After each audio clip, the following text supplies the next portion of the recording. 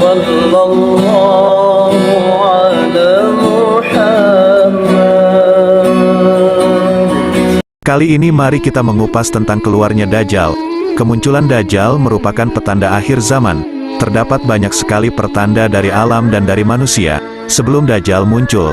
Seperti yang setiap orang ketahui, bahwasannya Dajjal akan muncul di akhir zaman untuk menyebarkan fitnah besar dan menjadi musuh utama kaum muslimin. Pertanda terkait kemunculan Dajjal sendiri telah dijelaskan dalam beberapa riwayat Islam, di mana makhluk ini diketahui akan keluar bersamaan dengan turunnya keimanan umat Islam, sehingga mulai banyak para pendusta berkeliaran.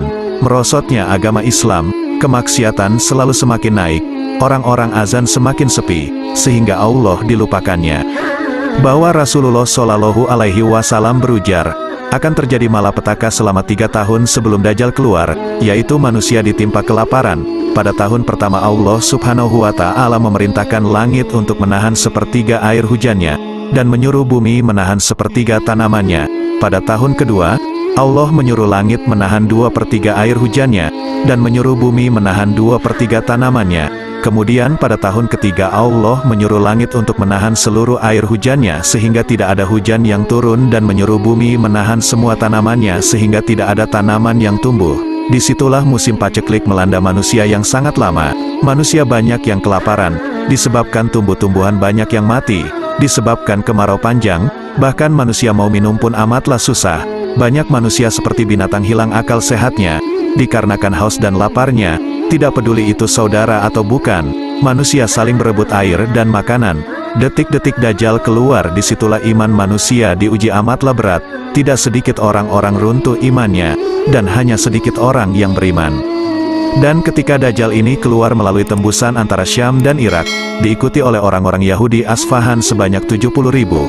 Karena merekalah yang menjadi tentaranya. Yahudi merupakan sebusuk-busuk hamba Allah, dan manusia yang paling sesat. Merekalah yang menjadi pengikut Dajjal, dan menjadi pembantu-pembantunya serta menjadi bala tentaranya di samping para pengikutnya. Dan ketika Dajjal datang menghampiri manusia, Dajjal akan mengajak manusia untuk jadi pengikutnya. Bahkan Dajjal akan memberikan minuman kepada manusia yang sedang kehausan. Minuman itu ditawarkan kepada manusia. Yang satu berisi madu, satu lagi berisi racun. Disitulah kelicikan Dajjal. Minuman itu ditukarnya. Manusia yang meminum madu akan jadi budak hingga di neraka nanti. Dan manusia yang memilih racun, dia akan dibunuh Dajjal. Maka itu Rasulullah pernah berkata. Nabi Shallallahu Alaihi Wasallam pernah bersabda, "Wahai hamba-hamba Allah, teguhlah." Beliau meneguhkan kita karena masalah ini sangat berbahaya. Lebih lanjut beliau Shallallahu Alaihi Wasallam bersabda, "Barang siapa mendengar Dajjal, hendaklah ia menjauh darinya.